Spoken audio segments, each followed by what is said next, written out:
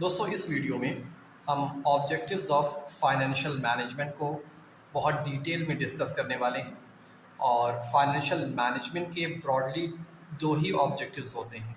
First one is profit maximisation and second one is wealth maximisation. ठीक है, पहला profit maximisation है और दूसरा वेल्थ मैक्सिमाइजेशन है।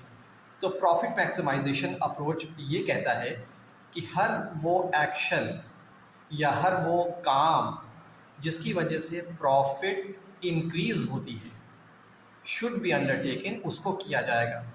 And those that decreases the profit, और हर वो काम या हर वो एक्शन या हर वो डिसीजन जिसकी वजह से प्रॉफिट में कमी आती है उसको अवॉइड किया जाएगा। ये प्रॉफिट मैक्सिमाइजेशन ऑब्जेक्टिव कहता है कि हमें अपनी प्रॉफिट को मैक्सिमाइज करने के लिए जो भी डिसीजन लेने हैं, जो भी काम करने हैं, हर उस काम को हम करेंगे जिसकी वजह से हमारी प्रॉफिट मैक्सिमाइज होगी या बढ़ेगी। और हर वो काम या हर वो डिसीजन, हर वो एक्शन से हम बचेंगे और अवॉइड करेंगे जिससे हमारी प्रॉफिट में कमी आने का खतरा होता है। और अगर इसी में आप वेल्थ मैक्सिमाइजेशन की बात करें तो वेल्थ मैक्सिमाइजेशन जो प्रॉफिट मैक्सिमाइजेशन का बिल्कुल एक अपोजिट है और लेटेस्ट वर्जन है। प्रॉफिट मैक्सिमाइजेशन ये एक आउटडेटेड है और wealth maximisation technique and objectives जो है ये आज मॉडर्न ज़माने में ये बिज़नेस का एक मेन ऑब्जेक्टिव होता है, अपनी शेयर होल्डर्स की वेल्थ को मैक्सिमाइज करना। और according to this approach, actions that increases the wealth of the shareholders, यानी हर वो एक्शन या हर वो डिसीजन जिसकी वजह से शेयर होल्डर्स की वेल्थ में इंक्रीमेंट आता है, शेयर होल्डर्स की वेल्थ बढ़ जाती है, शुड बी अंडरटेकन, उसको लिया जाएगा, उसको किया जाएगा। And those that decreases it should be avoided, और हर वो डिसीजन या हर वो एक्शन जिसकी वजह से शेयर होल्डर्स की वेल्थ डिक्रीज़ हो जाती है, कम हो जाती है, हर उस डिसीजन से बचा जाएगा या अवॉइड किया जाएगा या रुक जाया जाएगा जिससे हमारे शेयर होल्डर्स की वेल्थ डिक्रीज़ कर जाती है। अब इन अदर वर्ड्स आप क्या कह सकते हैं? आपको याद होगा कि हमने इससे पहले फंक्शंस या डिसीजंस ऑफ फाइनेंशियल मैनेजमेंट पढ़ा था। तो अगर आप प्रॉफिट मैक्सिमाइजेशन की पर्सपेक्टिव से ये कह सकते हैं कि profit maximisation approach implies that the financing, investing and dividend decision of a firm should be oriented to the maximization of profit। यानी जो हमने तीन फंक्शंस डिस्कस किए थे, financing, investment and dividend decision, ये तीनों फंक्शन फर्म की profit को मैक्सिमाइज करने की डायरेक्शन में इस्तेमाल होने चाहिए। यानी इन तीनों डिसीजन को हम किस लिए करेंगे? इन तीनों फंक्शंस को हम इसलिए परफॉर्म करेंगे ताकि हमारे फर्म की प्रॉफिट को हम मैक्सिमाइज करें। और अगर वेल्थ मैक्सिमाइजेशन ऑब्जेक्टिव की हम बात करें तो इस वेल्थ मैक्सिमाइजेशन ऑब्जेक्टिव ये कहता है कि जो हमने तीन डिसीजन लिए थे या तीन फंक्शंस किए थे, financing, investing and dividend decision of firm, वो तीनों फंक्शन, वो तीनों डिसीजन फर्म के शेयर होल्डर्स की वेल्थ को मैक्सिमाइज करने की तरफ होना चाहिए। यानी हम हर वो काम करेंगे, हर वो तीन जो फंक्शंस हमने किए थे, फाइनेंसिंग का, इन्वेस्टिंग का एंड डिविडेंड डिसीजन जो हमने लिया था, वो किसकी तरफ ओरिएंटेड होगा, किसकी तरफ फोकस्ड होगा? वो मैक्सिमाइजेशन ऑफ वेल्थ की तरफ होगा of the share holders. Share holders की वेल्थ को मैक्सिमाइज करने के ऊपर ये फोकस्ड होगा हर वो डिसीजन। तो एक बार दोबारा रिपीट कर दे रहे हैं, प्रॉफिट मैक्सिमाइजेशन ऑब्जेक्टिव ये कहता है कि हर वो डिसीजन, हर वो काम, हर वो एक्शन, हर वो फैसला हमें लेना है जिसकी वजह से प्रॉफिट हमारी इंक्रीज़ करेगी, और हर उस फैसले से बचेंगे जिसकी वजह से प्रॉफिट हमारी डिक्रीज़ कर जाएगी। और वेल्थ मैक्सिमाइजेशन अप्रोच क्या कहता है कि हर वो डिसीजन, हर वो एक्शन, हर वो काम हमको करना है जिसकी वजह से हमारे शेयर होल्डर्स की वेल्थ इन्हांस हो जाती है, बढ़ जाती है, इंक्रीज़ कर जाती है, और हर उस फैसले से हमें बचना है, रुकना है जिसकी वजह से हमारे शेयर होल्डर्स की वेल्थ में कमी आती है। और अगर इसको दूसरे एस्पेक्ट में कहेंगे तो हमने जो तीन फंक्शंस पढ़े थे, फाइनेंसिंग, इन्वेस्टिंग एंड डिविडेंड, उसको डिसीजंस भी कहते हैं। इन तीनों फंक्शंस या इन तीनों डिसीजन को हम इस तरह लेंगे प्रॉफिट मैक्सिमाइजेशन अप्रोच में कि हमारी फर्म की प्रॉफिट को हम मैक्सिमाइज कर सकें। और अगर वेल्थ मैक्सिमाइजेशन अप्रोच में हम बात करें तो इन तीनों फंक्शंस को, financing, investing and dividend decision को हम इस तरह इसको यूटिलाइज करेंगे कि हमारे शेयर होल्डर्स की वेल्थ को हम मैक्सिमाइज कर सकें। ठीक है, अब हम पहले बात करते हैं प्रॉफिट मैक्सिमाइजेशन अप्रोच की कि क्या रेशनल है, क्यों प्रॉफिट मैक्सिमाइजेशन अप्रोच को इतना फोकस किया जाता है। तो there are 3 main reasons rational behind profit maximisation, यानी प्रॉफिट मैक्सिमाइजेशन पर इतना फोकस्ड क्यों होता है। तो पहली चीज़ है कि profit is an indicator of firms financial health. Profit से ही हम नापते हैं और मापते हैं और मेजर करते हैं कि फर्म की फाइनेंशियल हेल्थ कैसी है। यानी जो कंपनी ज़्यादा प्रॉफिट जनरेट करती है हम कहते हैं कि भाई कंपनी तो बहुत अच्छी है, और अगर वो कंपनी जो प्रॉफिट कम जनरेट कर रही है तो हम उस कंपनी को बहुत अच्छा नहीं मानते। तो प्रॉफिट एक इंडिकेटर है फर्म को मेजर करने का या फर्म की फाइनेंशियल हेल्थ को मेजर करने का। ये पहला रीज़न है कि प्रॉफिट पे इतना फोकस हम क्यों करते हैं। सेकंड है एफिशिएंट एलोकेशन ऑफ रिसोर्सेज। देखिए कंपनी में बहुत सारे डिपार्टमेंट होते हैं, सेल्स डिपार्टमेंट हो गया, परचेज डिपार्टमेंट हो गया, या और भी रिसर्च एंड डेवलपमेंट डिपार्टमेंट हो गया। कंपनी को अच्छे से फंक्शन करने के लिए इन सारे डिपार्टमेंट्स की फंक्शनिंग बहुत अच्छे से करनी पड़ती है, और फंक्शनिंग हम जानते हैं फ्री ऑफ कॉस्ट में कुछ भी नहीं होता। तो हर चीज़ को अच्छे से काम करने के लिए पैसा चाहिए होता है। तो जब कंपनी की या फर्म की प्रॉफिट ज़्यादा से ज़्यादा होगी तो कंपनी के पास पैसा होगा अलग अलग अपने डिपार्टमेंट में, अलग अलग अपने ब्रांचेस में उसको ब्रांचेस तो गलत वर्ड होगा, अलग अलग अपने डिपार्टमेंट में उसको अलोकेट करना कि सेल्स डिपार्टमेंट में कितना पैसा जाएगा, रिसर्च एंड डेवलपमेंट पे कितना हम एक्सपेंड करेंगे, खर्च करेंगे, परचेज डिपार्टमेंट को हम कितना देंगे। तो ये सारा चीज़ हमारा प्रॉफिट पे डिपेंड करेगा। प्रॉफिट ज़्यादा होगा, अच्छा होगा, तो हम इन डिपार्टमेंट्स को अच्छे से पैसा प्रोवाइड कर सकेंगे। ये दूसरा रीज़न है।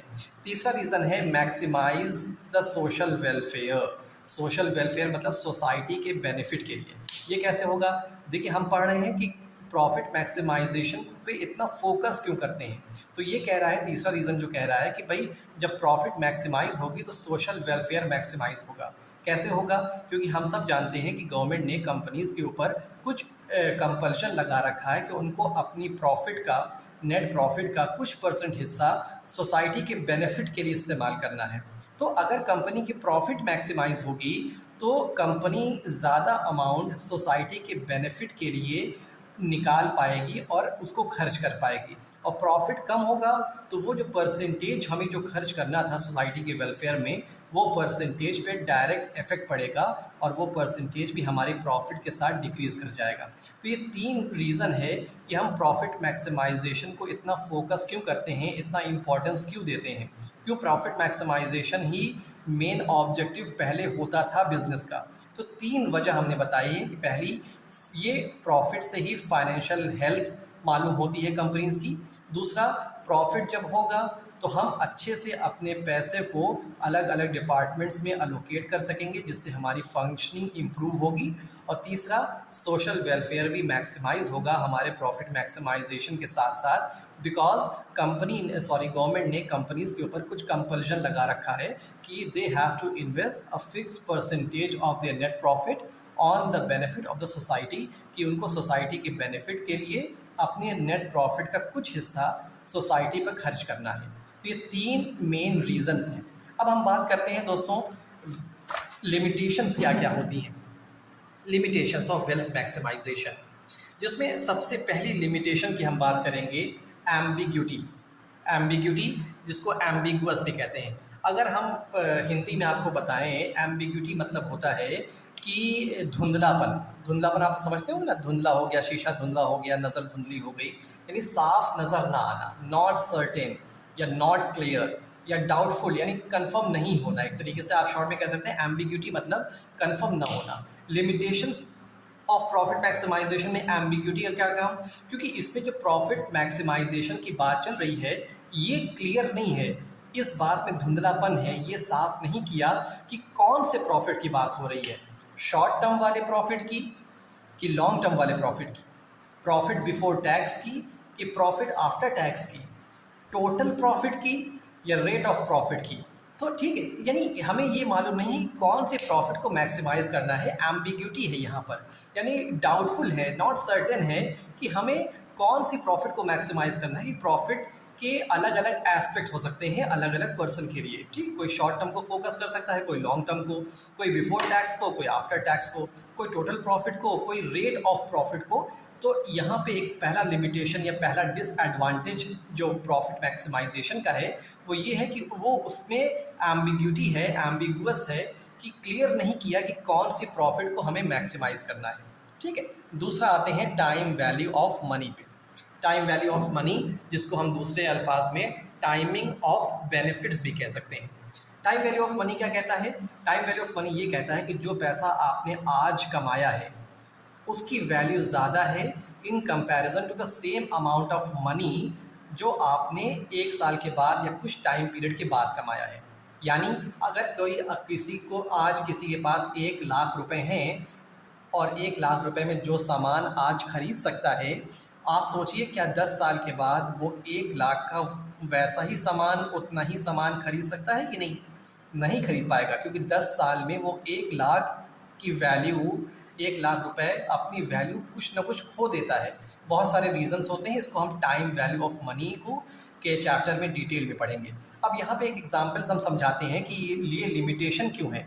प्रॉफिट मैक्सिमाइजेशन का एक लिमिटेशन है टाइम वैल्यू ऑफ मनी, यानी टाइमिंग ऑफ बेनिफिट्स, यानी ये बेनिफिट्स की टाइमिंग को नज़रअंदाज कर देता है और निगलेक्ट कर देता है। जैसे यहाँ पे अल्टरनेटिव ए और अल्टरनेटिव बी है, ये 3 टाइम पीरियड दिया हुआ है हमारे पास, ठीक है। अगर आप टोटल देखेंगे तो टोटल 200 करोड़ रुपीज़ का प्रॉफिट जनरेट हो रहा है दोनों अल्टरनेटिव से।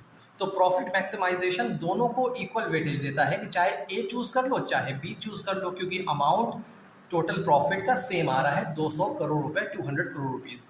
लेकिन अगर आप यहाँ पे 3 साल का डेटा दिया हुआ है, period 1, period 2 and period 3। Alternative A में जहाँ आपको पहले ही साल से ही प्रॉफिट मिलना शुरू हो जा रहा है, रिटर्न मिलना शुरू हो जा रहा है और पहले 2 साल में मैक्सिमम प्रॉफिट आपने जनरेट कर लिया है, ठीक है। तीसरे साल भी जनरेट हो रहा है। लेकिन अगर अल्टरनेटिव बी की बात करेंगे तो पहले साल में कोई प्रॉफिट हो ही नहीं रहा है, जो प्रॉफिट हो रहा है वो 1 साल के बाद हो रहा है और अमाउंट लेकिन सेम है। लेकिन आप सोच के देखिए, जो पैसा हमें पहले मिल रहा है इसकी वैल्यू ज़्यादा होती है, ठीक है। क्यों वैल्यू ज़्यादा होती है? क्योंकि जो प्रॉफिट आपको मिल रहा है आप उस प्रॉफिट को री इन्वेस्ट करके, दोबारा कहीं इन्वेस्टमेंट करके उससे रिटर्न जनरेट कर सकते हैं। और अगर आपने प्रॉफिट पैसा आपके पास 1 साल के बाद मिलेगा तो वो पैसा अपनी वैल्यू खो देगा। तो प्रॉफिट मैक्सिमाइजेशन ऑब्जेक्टिव दोनों को, अल्टरनेटिव ए और अल्टरनेटिव बी को इक्वल वेटेज देता है। लेकिन हकीकत में इन नॉर्मल केस में ऐसी बात नहीं होती है, बल्कि अल्टरनेटिव ए ज़्यादा अच्छा है। क्यों ज़्यादा अच्छा है बी के मुकाबले में? क्योंकि इसमें रिटर्न पहले साल से ही मिलना शुरू हो जा रहा है और हम ये मानते हैं कि टाइम वैल्यू ऑफ मनी, क्योंकि वक्त के साथ मनी अपनी वैल्यू को खो देता है। तो पैसा जो पहले मिल जाएगा उसकी वैल्यू ज़्यादा होगी, जो पैसा आपको वही अमाउंट अगर बाद में मिलेगा उसके मुकाबले में, ठीक है। तो ये टाइम वैल्यू ऑफ मनी या टाइमिंग ऑफ बेनिफिट्स भी कह सकते हैं कि बेनिफिट्स की टाइमिंग को नज़रअंदाज कर देता है प्रॉफिट मैक्सिमाइजेशन ऑब्जेक्टिव, ठीक है। अब तीसरे लिमिटेशन पे आते हैं जो है रिस्क एंड अनसर्टेनिटी, ठीक है। रिस्क एंड अनसर्टेनिटी मतलब यानी इन्वेस्टमेंट करने पे रिस्क होता है, ठीक है। तो लेकिन प्रॉफिट मैक्सिमाइजेशन ऑब्जेक्टिव इसको नज़रअंदाज कर देता है। कैसे कर देता है इसको हम इस एग्जाम्पल समझेंगे। यहाँ पे भी हमने 2 अल्टरनेटिव दे रखा है, alternative A and alternative B. ये प्रॉफिट इन रुपीज़ करोड़ है, ठीक है। अब अगर आप देखेंगे तो यहाँ पे हमने 3 पीरियड दिया है। पीरियड 1 रिसेशन का है, पीरियड 2 नॉर्मल कंडीशन है और पीरियड 3 जो है हमारा है वो बूम का सिचुएशन है, ठीक है। यहाँ अल्टरनेटिव ए जो है पहले साल में 9 करोड़ रुपीज़ प्रॉफिट दे रहा है, अगले साल 10 करोड़ और तीसरे साल 11 करोड़। टोटल देखेंगे 30 है, टोटल 30, अल्टरनेटिव बी का भी 30 है, ठीक है। और प्रॉफिट मैक्सिमाइजेशन ऑब्जेक्टिव क्या करता है, वो दोनों को इक्वल वेटेज देता है कि भाई A and B are equal. क्यों इक्वल? क्योंकि दोनों का अमाउंट ऑफ प्रॉफिट सेम है, 30 करोड़ रुपए। लेकिन क्या होता है, नॉर्मल कंडीशन में investors are risk averse, risk averse मतलब इन्वेस्टर्स रिस्क से बचना चाहते हैं। अब आप एक बार सोच के देखिए, ऑल्टरनेटिव ए और ऑल्टरनेटिव बी में से कौन सा ज़्यादा रिस्की है। देखिए, ऑल्टरनेटिव ए में 9 करोड़, अगले साल 10 करोड़, उसके बाद 11 करोड़ रुपीज़ मिल रहे हैं। लेकिन ऑल्टरनेटिव बी में पहले साल कुछ नहीं मिल रहा है, अगले साल 10 करोड़ मिल रहा है, उसके बाद 20 करोड़ रुपीज़ मिल रहा है। अमाउंट टोटल सेम है, लेकिन आप देखेंगे कि ऑल्टरनेटिव बी ज़्यादा रिस्की है, क्योंकि ऑल्टरनेटिव ए में वेरिएशन कम है, यानी यहाँ पे चांसेस ऑफ प्रॉफिट ज़्यादा लग रहे हैं और नुकसान का खतरा बहुत कम है, क्योंकि एक रेगुलर बेसिस पे आपको प्रॉफिट मिल रहा है। वहीं ऑल्टरनेटिव बी में तो यहाँ पे आपको बिल्कुल मिला ही नहीं, यहाँ पर प्रॉफिट मिला, यहाँ पे बहुत ज़्यादा मिला। तो हो सकता है कि अगले साल प्रॉफिट की जगह लॉस हो जाए। तो इन्वेस्टर्स, हम ये मानते हैं, ये अज्यूम करके चलते हैं कि इन्वेस्टर्स जो होते हैं रिस्क से बचना चाहते हैं। तो रिस्क से बचना चाहते हैं तो वो ऑल्टरनेटिव बी को नहीं चुनेंगे, बल्कि ऑल्टरनेटिव ए को चुनेंगे। लेकिन प्रॉफिट मैक्सिमाइजेशन ऑब्जेक्टिव जो होता है इस बात को नज़रअंदाज कर देता है। ठीक है, यानी वो दोनों को इक्वल ट्रीट करता है कि ठीक है, दोनों का अमाउंट सेम है तो दोनों इक्वल है। तो ये 3 लिमिटेशन है। पहला था एम्बिग्विटी, यानी धुंधलापन, ये क्लियर ना होना कौन सी प्रॉफिट है, शॉर्ट टर्म की लॉन्ग टर्म, बिफोर टैक्स की आफ्टर टैक्स, यानी उसको क्लियर नहीं किया कि कौन सी प्रॉफिट को हमें मैक्सिमाइज करना है। सेकंड था टाइम वैल्यू ऑफ मनी, यानी टाइमिंग ऑफ बेनिफिट्स भी कह सकते हैं कि बेनिफिट्स के टाइमिंग को नज़रअंदाज कर देता है, क्योंकि हम ये जानते हैं कि पैसा वक्त के साथ अपनी वैल्यू को खो देता है, कि the amount you receive today has more value than the same amount of money you receive after 5 years और 10 ईयर्स। ठीक है, तो जितनी जल्दी पैसा हमें मिल जाएगा उसकी वैल्यू उतनी ज़्यादा होगी in comparison to the same amount of money जो आपको 2 साल के बाद या 5 साल के बाद रिसीव होगा। ठीक है, और तीसरा था, इस बात को नज़रअंदाज कर देता है। और तीसरा था risk and uncertainty. Profit maximization objective risk and uncertainty को नज़रअंदाज कर देता है, इसको ध्यान नहीं देता है, ध्यान नहीं देता। यहाँ पे एग्जांपल बताया कि 30 करोड़ रुपीज़ प्रॉफिट अल्टरनेटिव ए भी जनरेट कर रहा है और 30 करोड़ प्रॉफिट अल्टरनेटिव बी भी जनरेट कर रहा है। तो प्रॉफिट मैक्सिमाइजेशन ऑब्जेक्टिव दोनों को इक्वल ट्रीट करेगा, लेकिन हकीकत में अगर आप देखेंगे तो अल्टरनेटिव बी जो है आपका ज़्यादा रिस्की इन्वेस्टमेंट है in comparison to alternative A. Alternative A में आपको नॉर्मल रिटर्न मिल रहा है और रेगुलर रिटर्न मिल रहा है हर साल। वहीं अल्टरनेटिव बी में आपको पहले साल तो रिटर्न नहीं मिला, अगले साल मिला और तीसरे साल और भी बहुत ज़्यादा मिला। हो सकता है उसके बाद वाले सालों में कंपनी को इन्वेस्टमेंट पे लॉस भी हो जाए। तो रिस्क ज़्यादा है और हम ये जानते हैं कि इन्वेस्टर्स जो होते हैं रिस्क से बचते हैं, इसलिए प्रॉफिट मैक्सिमाइजेशन ऑब्जेक्टिव दोनों को नज़रअंदाज कर देता है, हालांकि दोनों अलग अलग हैं। ठीक है, अब हम बात करते हैं वेल्थ मैक्सिमाइजेशन की। वेल्थ मैक्सिमाइजेशन ऑब्जेक्टिव जो हमारा है वो आज के मॉडर्न ज़माने का, मॉडर्न बिजनेसेस का ऑब्जेक्टिव होता है। और इसमें क्या करते हैं, इसमें नेट प्रेजेंट वैल्यू को कंसिडर किया जाता है। नेट प्रेजेंट वैल्यू, याद रखिए, इसको शॉर्ट में एनपीवी भी कहते हैं। और एनपीवी है क्या? NPV is the difference between present value of future cash inflow, present value of future cash inflow. देखिए, इनफ्लो मतलब होता है अंदर आना, कैश का अंदर आना, यानी कैश अंदर आ रहा है, जिसको दूसरे टर्म में बेनिफिट्स भी कह सकते हैं, फ़ायदा कह सकते हैं। लेकिन जो फ्यूचर में हमें बेनिफिट मिलेगा, फ्यूचर में जो पैसा आएगा हमारे इन्वेस्टमेंट करने पे, आज उसकी कितनी कीमत है। ठीक है, बात समझ में आई? और and the present value of cash flow. देखिए, इन्वेस्टमेंट आप आज करेंगे, ठीक है, लेकिन उसका बेनिफिट आपको बाद में मिलेगा। तो आपको कैसे ये मालूम होगा कि आपको रियल में फ़ायदा हो रहा है? फॉर एग्जांपल हम ये मान लें, एक कॉस्ट ऑफ द प्रोजेक्ट, यानी जो प्रेजेंट वैल्यू, आपने एक घर बनाया 1 करोड़ रुपये का, आज 1 करोड़ रुपये लग रहे हैं। आपको मालूम है कि हम 10 साल के बाद उसको बेचेंगे 1.5 करोड़ रुपये में। ठीक है, तो 10 साल के बाद हमें ये पता करना है कि 10 साल के बाद 1.5 करोड़ की वैल्यू कितनी है आज के ज़माने में। ठीक है, आप सोच के देखिए, अगर हम ये मान लें कि आपको 10 साल के बाद 1.5 करोड़ रुपीज़ मिलेगा वो घर बेच करके, और उसमें आपने 1 करोड़ रुपीज़ तो आज ही लगा दिया है 10 साल, तो अगर आप सोचिए ये अमाउंट आपका नेगेटिव में आ जाए, तो आपको लॉस हुआ कि नहीं? यानी फ्यूचर में जो बेनिफिट मिल रहा है, अगर हम ये अज्यूम कर लें कि फ्यूचर में जो बेनिफिट मिल रहा है 1.5 करोड़, उसको कैलकुलेट हमने किया और ये निकाला कि भाई आज के ज़माने में इसकी वैल्यू तो 90 लाख रुपए है। आप सोचिए, तो आपको नुकसान हो गया ना। तो यहाँ पे क्या करते हैं, इसमें हम ये अज्यूम करते हैं कि जो पॉजिटिव एनपीवी होता है, पॉजिटिव नेट प्रेजेंट वैल्यू, वो वेल्थ को क्रिएट करता है और इसीलिए उसको पसंद किया जाता है, उसको उसके अकॉर्डिंग डिसीजन लिया जाता है, उस प्रोजेक्ट को एक्सेप्ट किया जाता है।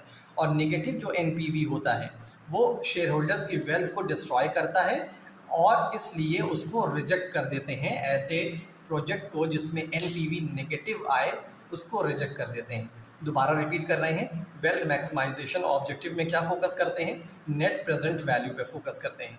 और नेट प्रेजेंट वैल्यू जो होता है हमारा, जो फ्यूचर में हमें बेनिफिट मिलेगा, आज उसकी कितनी कीमत है वो लेते हैं और हमने आज अपना उस प्रोजेक्ट में कितना रुपए खर्च किया है। अगर वो डिफरेंस पॉजिटिव आता है उसको कंसिडर किया जाता है और अगर वो नेगेटिव आता है एनपीवी, तो उस प्रोजेक्ट को रिजेक्ट कर दिया जाता है। ठीक है, तो ये वेल्थ मैक्सिमाइजेशन ऑब्जेक्टिव है और वेल्थ मैक्सिमाइजेशन में शेयर होल्डर्स की वेल्थ को बढ़ाया जाता है। और याद रखिए, शेयर होल्डर्स की वेल्थ जो बढ़ती है वो शेयर मार्केट के थ्रू बढ़ती है। यानी हमें ये, यानी मार्केट में कंपनी की क्या वैल्यू है, ठीक है, उस वैल्यू के अकॉर्डिंग शेयर होल्डर्स, क्योंकि इन्वेस्टर होते हैं, उनके पास भी उस कंपनी के स्टॉक और शेयर होते हैं। तो जब मार्केट में कंपनी की वैल्यू बढ़ेगी तो अकॉर्डिंगली, प्रोपोर्शनेटली हर एक शेयर होल्डर्स की वेल्थ में भी इंक्रीमेंट देखने को मिलेगा। ठीक है, अब इसकी हम एडवांटेजेस की बात करते हैं कि वेल्थ मैक्सिमाइजेशन की ऑब्जेक्टिव का मेन एडवांटेज क्या है। देखिए, जो प्रॉफिट मैक्सिमाइजेशन का लिमिटेशन था, ठीक है, क्या क्या लिमिटेशन था? पहला था एम्बिग्यूटी, ठीक है, आपको याद है। दूसरा क्या था, याद करिए। दूसरा था टाइम वैल्यू ऑफ मनी, यानी बेनिफिट टाइमिंग ऑफ बेनिफिट्स के टाइमिंग को नज़रअंदाज कर देता है। वो टाइम को नहीं कंसिडर करता बल्कि वो अमाउंट देखता है। ठीक है, टाइम वैल्यू ऑफ मनी भी कह सकते हैं। और तीसरा हम कहते थे रिस्क एंड अनसर्टेनिटी। ये 3 लिमिटेशन था प्रॉफिट मैक्सिमाइजेशन का। इन तीनों को वेल्थ मैक्सिमाइजेशन ने दूर कर दिया। कैसे दूर कर दिया? पहला था एम्बिग्यूटी, यानी धुंधलापन। ये क्लियर नहीं किया था ये कौन सा प्रॉफिट है, शॉर्ट टर्म की, long term, profit before tax की, प्रॉफिट आफ्टर टैक्स। यहाँ पर क्या है, यहाँ पे कैश फ्लो को कंसिडर किया जाता है डिसीजन लेने के लिए। और कैश फ्लो एक डेफिनेट टर्म होता है और मेजरेबल टर्म होता है। ठीक है, तो यहाँ पे कोई कन्फ्यूजन है ही नहीं कि कौन चीज़ से चीज़ की बात की जा रही है। प्रॉफिट कई तरह के होते हैं कि भाई शॉर्ट टर्म की, लॉन्ग टर्म, बिफोर टैक्स की, after tax, total amount of profit की, रेट ऑफ प्रॉफिट। वहाँ तो ये दिक्कत थी कि क्लियर नहीं था, कंफर्म नहीं था कि कौन चीज़ की बात हो रही है। लेकिन वेल्थ मैक्सिमाइजेशन ऑब्जेक्टिव में एक बात क्लियर है कि यहाँ पे जो डिसीजन लिया जाता है कैश के फ्लो को देख के दिया जाता है। कैश फ्लो की बेसिस पर लिया जाता है कि कैश का फ्लो कितना हो रहा है इन द कंपनी। ठीक है, ये पहला एडवांटेज आप कह सकते हैं। दूसरा एडवांटेज की हम बात करते हैं, टाइम वैल्यू ऑफ मनी को कंसीडर करता है। ठीक है, जो अभी हमने आपको लिमिटेशन गिनाया था प्रॉफिट मैक्सिमाइजेशन में बहुत डिटेल में, कि प्रॉफिट मैक्सिमाइजेशन ऑब्जेक्टिव आपका टाइम वैल्यू ऑफ मनी को कंसीडर नहीं करता, वहीं वेल्थ मैक्सिमाइजेशन ऑब्जेक्टिव आपके टाइम वैल्यू ऑफ मनी को कंसीडर करता है। और ये आपको बताया ना कि जो फ्यूचर में जो बेनिफिट मिलेगा उसकी आज कितनी वैल्यू है, ये ऐसे वो प्रोजेक्ट को एनालाइज करता है कि हम घर जो 1 करोड़ का आज बना रहे हैं, 10 साल के बाद जब उसको हम बेचेंगे 1.5 करोड़ रुपीज़ का, तो ये मेरा इन्वेस्टमेंट वाकई में अच्छा है कि नहीं। ऐसा ना हो कि हमें लॉस हो जाए, क्योंकि 10 साल के बाद 1.5 करोड़ की जो वैल्यू होगी वो अप्रॉक्सीमेट 1 ही करोड़ होगा। तो हमने इतना ज़्यादा पैसा भी लगाया और कुछ प्रॉफिट भी जनरेट नहीं किया, क्योंकि इन्फ्लेशन का ज़माना है ना, महंगाई बढ़ती है। जो आप सुने होंगे अपने दादा वगैरह से या पेरेंट्स वगैरह से कि वो कहते थे ना कि हम लोग 100 रुपये लेके जाते थे या 20-50 रुपये लेके जाते थे, झोला भर के सब्ज़ी लेके आते थे। और आज देखिए 100 रुपये लेके जाएंगे तो चंद सब्जियां ही मिलेंगी। और अभी रिसेंटली तो देखिए कितनी महंगी हो गई थी। तो ये टाइम वैल्यू ऑफ मनी, वक्त के साथ पैसा अपनी कीमत को खो देता है। तो वेल्थ मैक्सिमाइजेशन ऑब्जेक्टिव जो है वो टाइम वैल्यू ऑफ मनी को कंसिडर करता है। और तीसरी चीज़, रिस्क एंड अनसर्टेनिटी को भी कंसिडर करता है। कैसे कंसिडर करता है? Through discounting. डिस्काउंटिंग क्या होता है?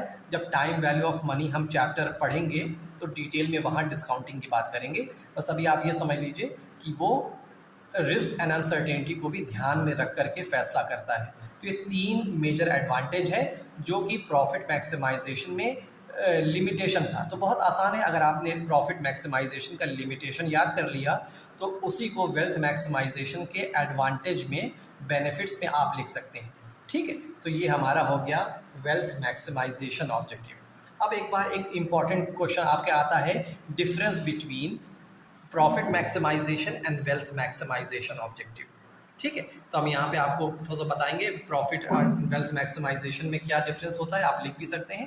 पहला है पर्पस, दोनों का पर्पस क्या है? द प्रॉफिट मैक्सिमाइजेशन ऑब्जेक्टिव का मेन मोटिव होता है to maximize the profit of the business. ठीक है, वहीं वेल्थ मैक्सिमाइजेशन ऑब्जेक्टिव का मेन मोटिव क्या होता है कि शेयर्स की मार्केट वैल्यू को बढ़ाना। क्योंकि हम बताएं ना, वेल्थ कैसे इंक्रीज होती है? वेल्थ इंक्रीज होती है जब कंपनी की मार्केट में वैल्यू बढ़ती है। और मार्केट में वैल्यू कैसे बढ़ती है? उनके शेयर प्राइस के थ्रू। तो वेल्थ मैक्सिमाइजेशन का मेन ऑब्जेक्टिव क्या होता है? जो उसके स्टॉक प्राइसेस हैं, शेयर प्राइसेस हैं, उसको इन्हांस करेगा, तो शेयर होल्डर्स की वेल्थ ऑटोमेटिकली इन्हांस हो जाएगी। दूसरा बेसिस और डिफरेंस है फॉर्मूला। फॉर्मूला क्या होता है? प्रॉफिट का तो फॉर्मूला आपको मालूम ही है, टोटल रेवेन्यू में से टोटल कॉस्ट को लेस कर देंगे, आपका प्रॉफिट आ जाएगा। वहीं वेल्थ को निकालने के लिए नंबर ऑफ शेयर्स ओन्ड, आपके पास कितने शेयर्स हैं, and closing price of the stock पर शेयर। ठीक है, जितना आपके पास स्टॉक है, शेयर है, और उसकी आज क्लोजिंग प्राइस क्या है। जैसे फॉर एग्जांपल आपने रिलायंस इंडस्ट्रीज़ के 10 शेयर खरीदे थे, 10 शेयर आपके पास है, और करंट प्राइस उसकी है, आज की क्लोजिंग प्राइस है अराउंड 2500। तो आपकी टोटल वेल्थ कितनी हो जाएगी? 25,000। ठीक है, उसके बाद हम अगला डिफरेंस देखते हैं, टाइम स्पैन। ठीक है, टाइम स्पैन जो हमारा प्रॉफिट मैक्सिमाइजेशन ऑब्जेक्टिव है, ये हमारा शॉर्ट टर्म ऑब्जेक्टिव है। ठीक है, ये शॉर्ट टर्म को ज़्यादा ध्यान में देता है कि प्रॉफिट बढ़ाओ, प्रॉफिट बढ़ाओ। ठीक है, वहीं वेल्थ मैक्सिमाइजेशन जो है वो हमारा लॉन्ग टर्म ऑब्जेक्टिव है। वो लॉन्ग टर्म, दूर तक नज़र रखता है कि लॉन्ग टर्म में हमें अपने शेयर होल्डर्स की वेल्थ को कैसे बढ़ाना है, तो उसका ये मेन फोकस होता है। फिर एक और डिफरेंस है टाइम वैल्यू ऑफ मनी। ये भी आप लिख सकते हैं, बहुत आसान है कि टाइम वैल्यू ऑफ मनी को नहीं कंसिडर करता है प्रॉफिट मैक्सिमाइजेशन। वहीं वेल्थ मैक्सिमाइजेशन जो ऑब्जेक्टिव है वो टाइम वैल्यू ऑफ मनी को कंसिडर करता है। और फिफ्थ हमारा जो डिफरेंस है वो बेनिफिशियरीज़ है। बेनिफिशियरीज़ मतलब किसको फ़ायदा होता है। ठीक है, तो पहला प्रॉफिट मैक्सिमाइजेशन में फर्स्ट बेनिफिशियरी इस कंपनी, पहला तो कंपनी को फ़ायदा होता है। और अगर there is a separation of ownership and management, अगर ऐसा बिजनेस है, बड़ा बिजनेस है जिसमें ओनरशिप एंड मैनेजमेंट अलग अलग होता है। नॉर्मल केस में आजकल जितनी बड़ी कंपनीज आप देखेंगे उन सारे की ओनरशिप एंड मैनेजमेंट अलग अलग होता है। अगर ऐसा कोई बिजनेस है जिसमें ओनरशिप एंड मैनेजमेंट अलग है, तब पहला जो बेनिफिशियरी होगा शेयर होल्डर्स होगा in the case of profit maximization objective. वहीं अगर वेल्थ मैक्सिमाइजेशन ऑब्जेक्टिव की बात करें तो पहला बेनिफिशियरी शेयर होल्डर होता है, उसके बाद कंपनी को फ़ायदा मिलता है। ठीक है, पहले शेयर होल्डर्स की वेल्थ बढ़ेगी, कंपनी की वेल्थ उसके बाद बढ़ती है, यानी कंपनी को बाद में एडवांटेज मिलेगा। पहले हर एक शेयर होल्डर को उसका एडवांटेज उसके डीमैट अकाउंट में नज़र आ जाएगा कि रिलायंस का शेयर 2500 रुपये का था, मेरी वेल्थ 10 शेयर होने की वजह से 25,000 रुपये थी, और आज रिलायंस का शेयर 2600 रुपये का हो गया, मेरी वेल्थ क्या हो गई? 26,000 रुपये की हो गई, 1,000 रुपये मेरी वेल्थ बढ़ गई। और लास्ट पॉइंट हम देखते हैं रिस्क एंड अनसर्टेनिटी। आपको मालूम है कि प्रॉफिट मैक्सिमाइजेशन ऑब्जेक्टिव कंसिडर नहीं करता है रिस्क एंड अनसर्टेनिटी को, वहीं wealth maximization objective risk and uncertainty को कंसिडर करता है। तो ये दोस्तों था आज का topic, objectives of financial management, profit maximisation and wealth maximization objective बहुत इंपॉर्टेंट होते हैं। खासतौर पे जो डिफरेंस हमने अभी बताया लास्ट में, ये डिफरेंस भी आपके क्वेश्चन में, एग्ज़ाम्स में आ सकते हैं। ठीक है, तो अगर आपको इस वीडियो की जो लेक्चर्स हमने डिस्कस किया है लेक्चर में, अगर इसकी आपको नोट्स चाहिए तो आप हमें अपना ईमेल आईडी कमेंट सेक्शन में कमेंट कर सकते हैं। ठीक है, तो मैं आपको इसकी PDF फाइल सेंड कर दूंगा आपके मेल पे। ओके दोस्तों, मिलते हैं नेक्स्ट वीडियो में, तब तक के लिए थैंक यू।